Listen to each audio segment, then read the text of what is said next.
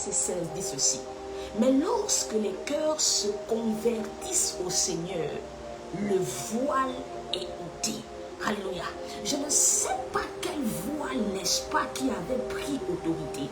Je ne sais pas, n'est-ce pas, quel voile qui était venu s'asseoir dans tes pensées, s'asseoir dans ta connaissance, s'asseoir dans ton cœur jusqu'à former des semences. Mais par le simple fait que tu as accepté le Seigneur Jésus-Christ comme Seigneur et Sauveur personnel et que tu le considères comme le roi de ta vie, sache que le voile de l'ignorance est ôté, le voile de la peur est ôté, le voile du doute est ôté, le voile de l'échec est ôté, le voile de l'humiliation est ôté, le voile du rejet est ôté, le voile de la stérilité est ôté.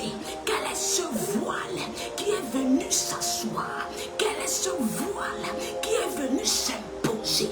La Bible déclare que ceux qui se convertissent au Seigneur Jésus-Christ, le voile qui était en eux est ôté. Ce soir, ce voile saute. Ce voile saute. Ce voile saute. Je déclare et décrète une connaissance de bonne odeur dans ton cœur, dans ton âme, dans ta pensée, dans ton esprit, dans le nom de Jésus-Christ. Au verset 17, il dit: Or, le Seigneur c'est l'Esprit, avec un grand E. Et là où est l'Esprit du Seigneur, là est la liberté. Alléluia. Je profite de cette occasion pour honorer la puissante et glorieuse personne du Saint-Esprit. Alléluia. Que le Saint-Esprit prenne la première place.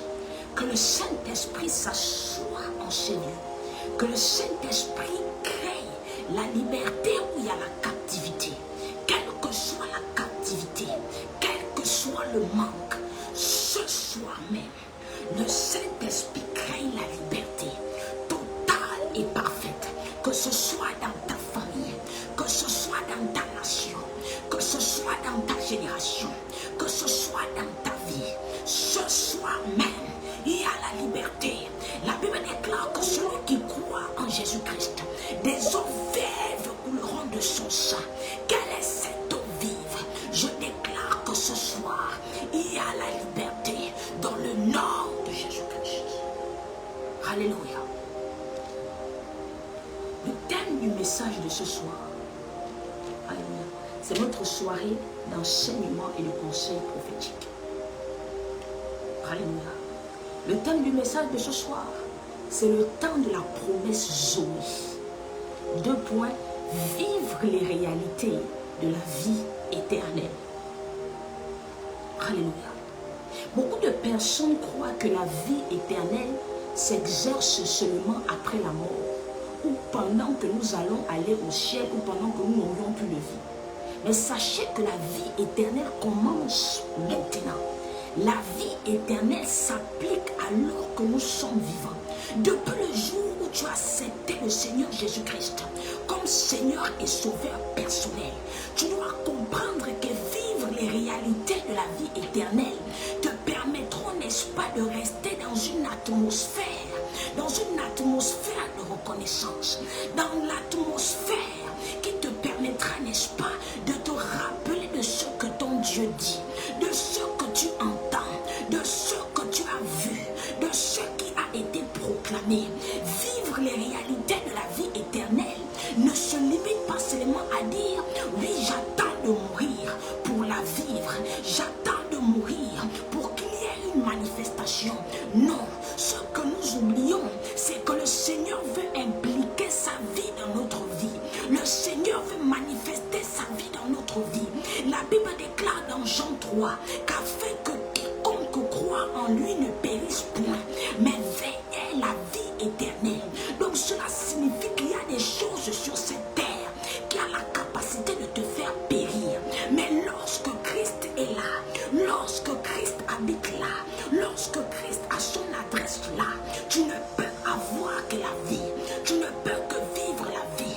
Tu ne peux qu'avoir le souffle que Christ donne. Je ne te parle pas du souffle que l'oxygène te donne. Je ne te parle pas du souffle que tu reçois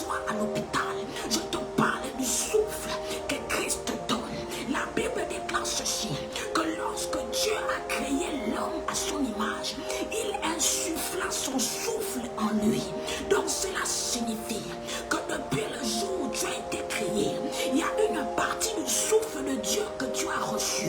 Mais lorsque tu as accepté le Seigneur Jésus-Christ, ce souffle n'est plus comparable à de l'oxygène. Ce souffle est comparable maintenant à quelque chose de divin, à quelque chose de glorieux, à quelque chose de différent, à quelque chose de puissant.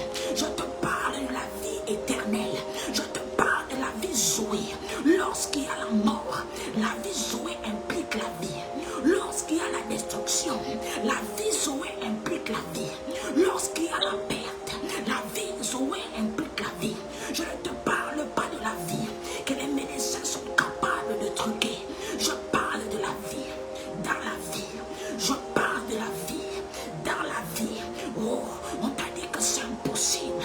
On t'a dit que toutes les choses sont finies. Mais je te parle de la vie que Dieu donne. La vie que Dieu donne parce que tu crois en lui. La vie que Dieu donne parce que tu vis en lui. La vie que Dieu donne parce que tu l'as accepté dans le nom de Jésus-Christ. Romains chapitre 10. Je n'ai même pas encore commencé. Romains chapitre 10. À partir du verset 15, 14. La parole déclare ceci. Comment donc invoqueront-ils celui en qui ils n'ont pas cru? Oh. Et comment croiront-ils en celui dont ils n'ont pas entendu parler?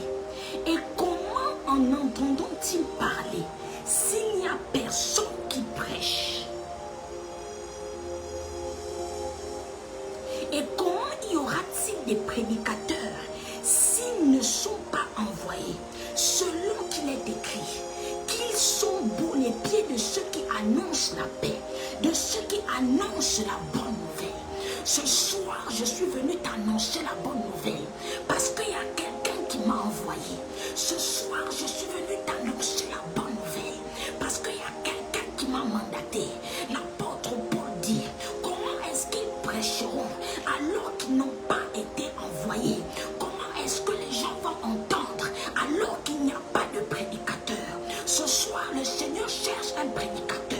Le Seigneur cherche une prédicatrice qui parle de lui, qui parle de la vie Zoé, qui parle de la promesse Zoé, qui parle des réalités de la vie éternelle. Ce soir, je t'annonce la bonne nouvelle que Jésus-Christ est vivant. Il est capable de te refaire vivre. Il est capable de te restaurer. Il est capable de te purifier. Il est capable de te sanctifier. Il est capable de te renouveler. Je t'annonce la bonne nouvelle. Il est vivant. Il n'est pas mort. Il est vivant. Il n'est pas mort. Il est vivant. Il n'est pas mort. Il est vivant. Il n'est pas mort. On t'a dit qu'il n'allait pas revenir. Mais laisse-moi te dire qu'il revient déjà. Il est déjà en route. Il est déjà en route. Vis les réalités de la vie éternelle. Alléluia.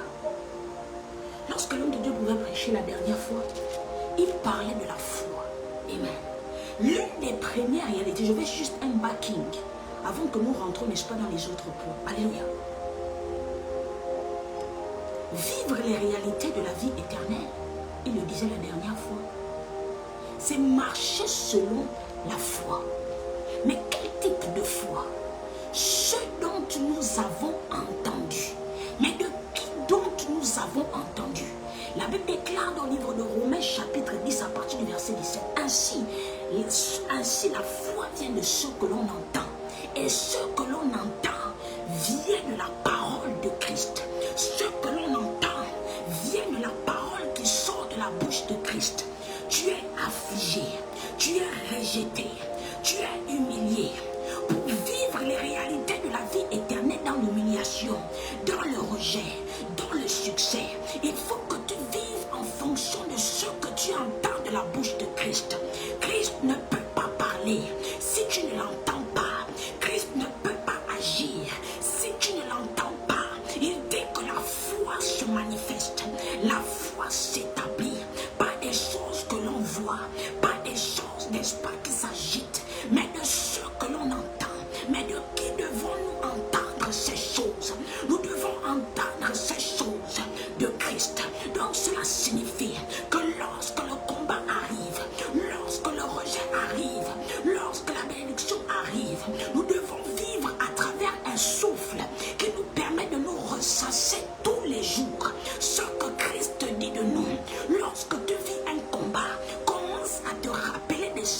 prophétie.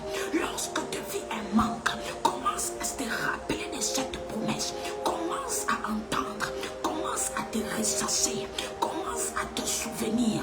L'entendement vient du souvenir. L'entendement vient de ce qui a été dit. L'entendement vient de ce qui doit exister.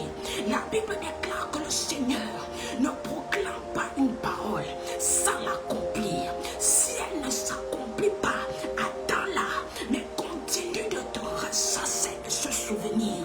L'une des choses qui te permettra de vivre une vie éternelle complète, c'est lorsque tu vas te ressasser de ce que Christ a fait pour toi hier, de ce que Christ a fait pour toi avant-hier, de ce que Christ a proclamé dans ta vie.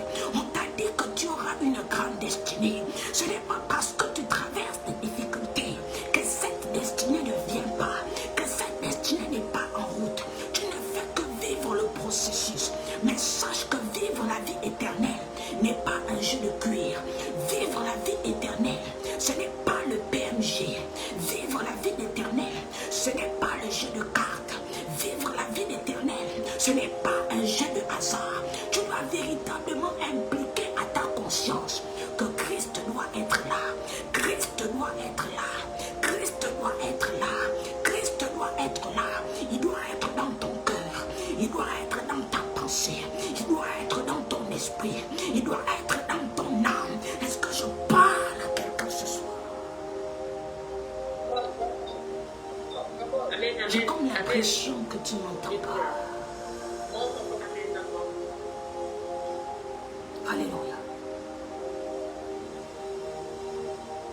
La deuxième réalité que tu dois comprendre pour vivre la vie éternelle, pour comprendre les temps de la promesse Zoé, c'est que tu dois vivre ta marche avec Christ par la paix, dans la paix et pour la paix. Alléluia. Marcher avec Christ dans la paix, c'est vivre la réalité, les réalités de ce que Christ te propose par rapport à la promesse Zoé. Tu ne m'entends pas. Et alors que j'étais en train de checker la Bible, voici que le Saint-Esprit me dit quelque chose. Il me dit, écoute Noéla, la paix que je propose, ce n'est pas la paix que l'argent donne, la paix que le travail donne, la paix que le mariage donne, la paix que les entreprises donnent, la paix que les biens donnent. Il m'envoie dans Philippiens chapitre 4, à partir du verset 4 à 6. Allons-y là-bas, c'est notre jour d'enchaînement. C'est quoi le chapitre? Maman, je n'ai pas entendu. Philippiens chapitre 4, à partir du verset 4 à 6. Merci. Réjouissez-vous toujours dans le Seigneur. Je le répète, réjouissez-vous. Que votre douceur soit connue de tous les hommes. Le Seigneur est proche. Ne vous inquiétez de rien, mais en toutes choses, faites connaître vos prières à Dieu par des prières, des supplications, avec des actions de grâce. Et là, le Saint-Esprit me dit quelque chose. Explique-leur, dis-leur qu'il y a 4 principes fondamentaux pour vivre la paix que Christ donne. Tu n'entends pas. Il faut que tu comprennes 4 principes. Il faut que tu comprennes les 4 principes fondamentaux pour vivre le type de paix que Christ te propose. Et tu vas me dire, mais maman Réma, quels sont ces principes? Quelles sont ces bases? La vérité, c'est que nous les enfants de Dieu, nous voulons vivre la grâce, mais nous ne comprenons pas les principes et les bases de la grâce. Même le sorcier connaît les principes de la sorcellerie. Même les sorciers connaissent les bases de la sorcellerie. À plus forte raison, nous les enfants de Dieu, qui doivent vivre la gloire de Dieu, qui doivent manifester la promesse de Dieu. Et là, il me dit, il y a 4 principes, il y a 4 bases pour vivre la paix que Dieu donne, afin de manifester manifester la vie Zoé. La première base se trouve dans le chapitre, dans le verset 4, où il dit réjouissez-vous. Donc le premier principe pour vivre la vie éternelle, pour vivre la vie que Dieu donne, pour vivre la paix que Dieu donne, c'est le principe de la réjouissance dans toutes les circonstances. On a des catégories de personnes qui ne se réjouissent uniquement que lorsque Dieu leur donne quelque chose.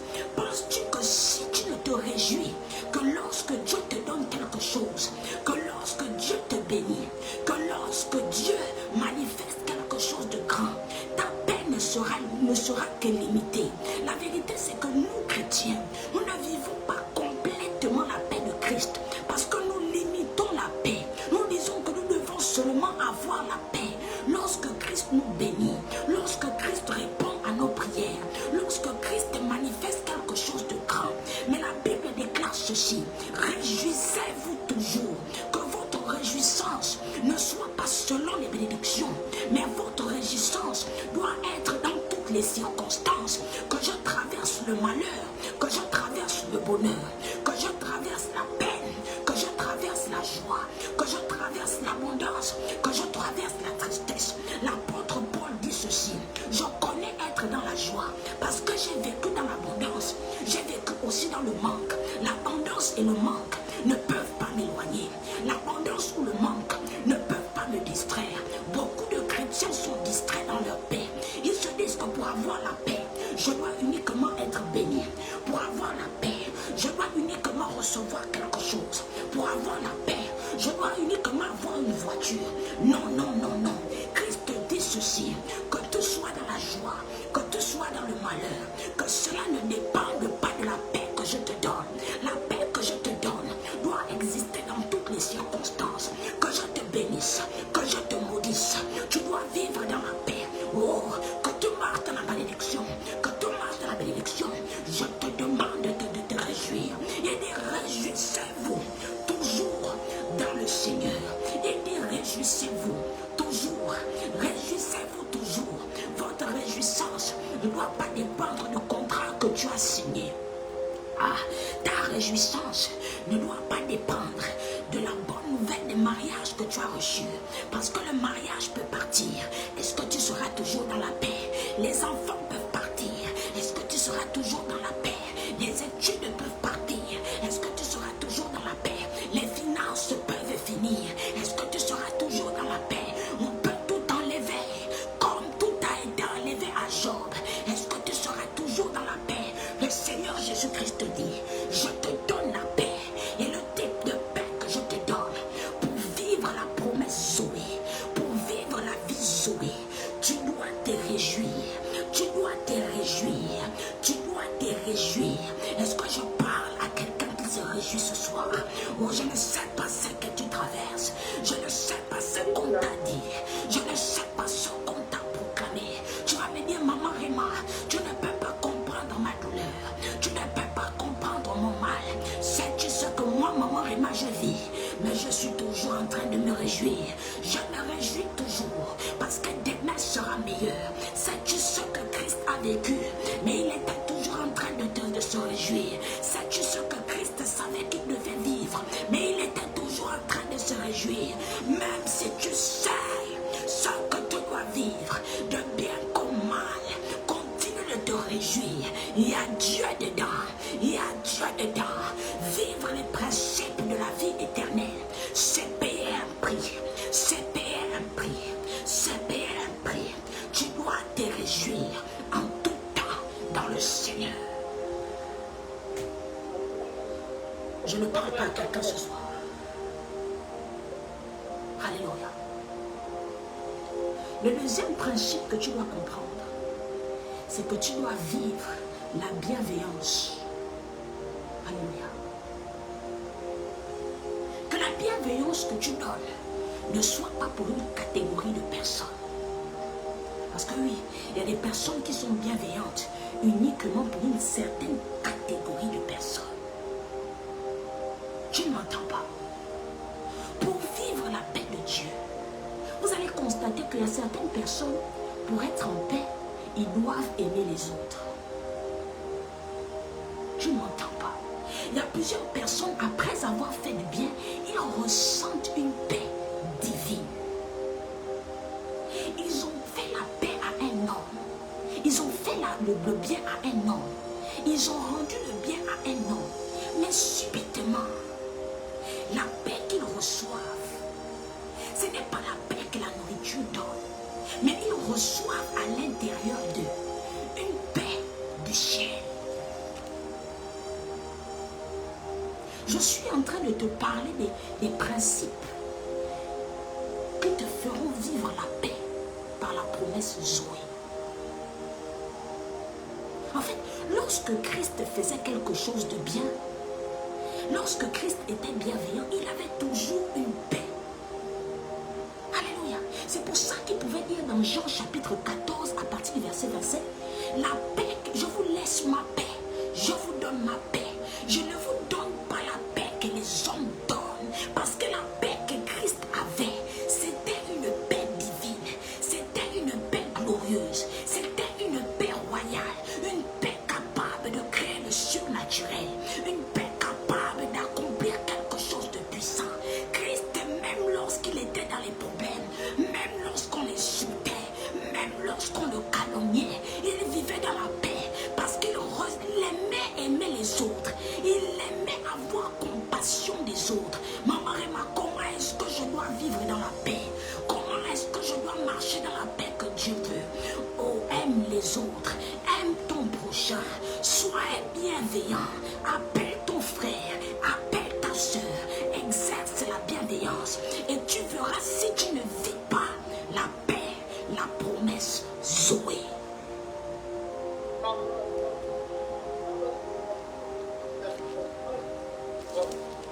On te chasse, mais tu es en paix, parce que tu viens de faire du bien à quelqu'un dehors. On t'insulte, mais tu es en paix, parce que tu as fait quelque chose que Dieu aime. La paix, la bienveillance manifeste la vie dans notre vie. Alléluia. Tu étais mort dans ta conscience et dans ta pensée. Mais lorsque tu as fait du bien à ton frère, tu revis. Tu ne comprends pas subitement comment ton humeur a changé. En fait, ton humeur a changé parce que tu as exercé la bienveillance, la compassion, l'amour et la douceur dont l'apôtre Paul parle au verset 5. Il dit que votre douceur soit connue de tous les hommes et vous allez vivre la paix que Dieu donne. Alléluia. Alléluia. Au verset 6, il dit, ne vous inquiétez de rien. Alléluia. Tu me dis, maman Réma, on m'a chassé hier au travail. Je n'arrive plus à faire telle ou telle chose. Je n'ai même plus les finances.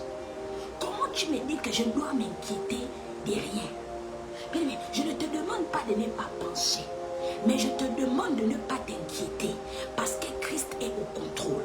Depuis le jour où tu as donné ta vie à Christ, la Bible déclare que le voile est ôté. Ah, il dit dans le livre de Luc chapitre 1 à partir du verset 74, il nous a délivrés afin que nous puissions le servir sans crainte. Oh, ne sois plus dans la crainte, ne t'inquiète plus de rien. Dieu est au contrôle. Dieu est agi. Demain à la même heure, ils seront en train de se réjouir avec toi.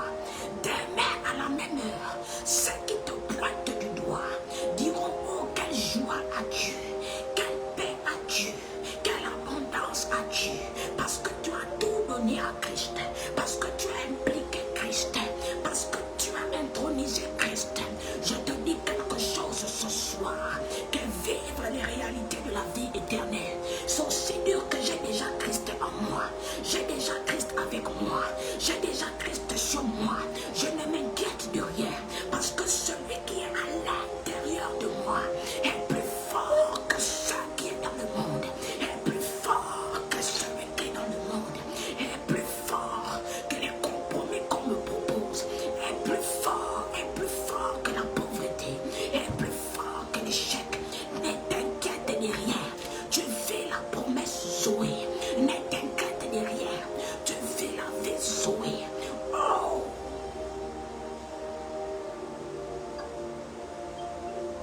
Alléluia. Et après, il dit au verset, je suis en train de t'apprendre quelque chose. Le Saint-Esprit te dit quelque chose ce soir.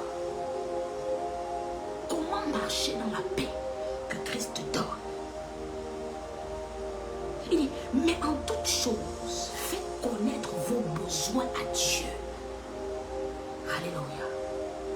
Le quatrième principe pour vivre la paix que Christ donne, c'est d'inclure Dieu dans tous les domaines de ta vie. Tu ne m'entends pas. Tu ne m'entends pas. Sais-tu ce que signifie d'inclure Dieu dans tous les domaines de ta vie? Il dit que ma volonté soit faite sur la terre comme dans les cieux. Ah. Lorsque tu inclus Dieu dans tous les domaines de ta vie, sache que ce n'est plus de ta volonté et de tes ressorts, mais c'est du ressort de Dieu. Alléluia. Il dit maintenant, et l'apôtre Paul nous donne un secret glorieux. Lis bien ta Bible. Il dit, comment est-ce que tu dois inclure Dieu dans tous les domaines de ta vie? Il dit, par des prières et des supplications avec des actions de grâce. Mais comment vivre la prière lorsque tu veux manifester la vie Zoé? Lorsque tu veux manifester la vie Zoé par la prière, tu dois laisser la volonté de Dieu s'accomplir.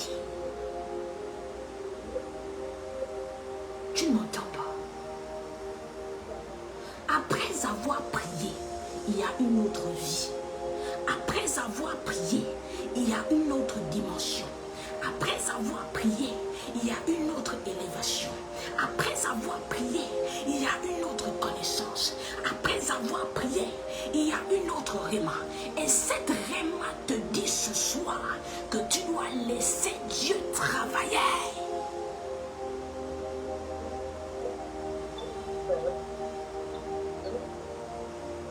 Alléluia. Alléluia. Inclure Dieu dans tous les domaines de ta vie signifie qu'il n'y a pas de ressort, mais tu as déjà prié, tu as déjà supplié, tu as déjà adoré, tu as déjà loué. Laisse maintenant la volonté de Dieu s'accomplir sur la terre comme dans le ciel.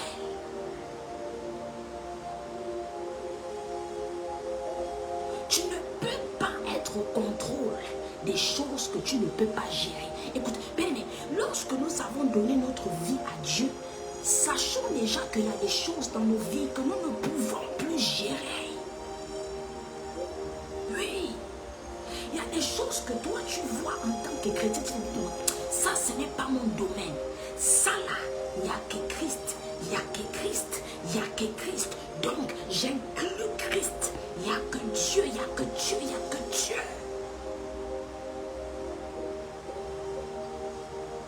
Il dit, pas par votre force, pas par votre intelligence, pas par votre sagesse, pas par votre capacité, mais par l'Esprit du Dieu vivant.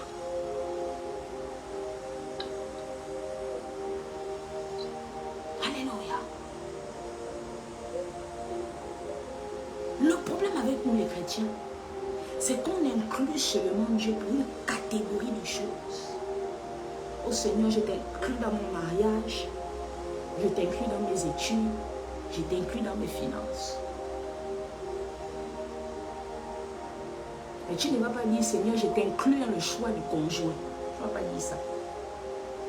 Il dit que n'importe qui arrive seulement, tu prends. N'importe quoi arrive seulement, tu avales. Inclure Christ, vivre les principes, vivre les réalités de la vie éternelle, c'est de dire que Seigneur, ma vie, tous les domaines de ma vie, J'abandonne tout entre tes mains. Quand tu vas commencer à comprendre l'abandon total, ta vie va changer. Il y a des choses que tu ne peux plus contrôler. Quand tu étais dans le monde, tu arrivais à contrôler ces choses-là. Maintenant, le fusil a changé de peau. Laisse Dieu faire. Laisse Jésus-Christ que tu as inclus dans cette affaire travailler. Maman Réma ne peut rien faire. Le prophète tel ne peut rien faire. L'apôtre tel ne peut rien faire. Dans un type de situation, il n'y a que Jésus. Est-ce que je peux avoir un amen? Karado Shedegaba. Amen, amen, amen, amen, amen. Alléluia. Comprends quelque chose ce soir. Comprends quelque chose. Voici les 4 principes pour marcher dans la paix que Dieu donne. Le premier principe, c'est la réjouissance. Le deuxième principe, c'est la compassion. Le troisième principe, c'est le manque d'inquiétude. Et le quatrième principe, c'est l'inclusion, l'intronisation de Christ dans tous les domaines de ta vie.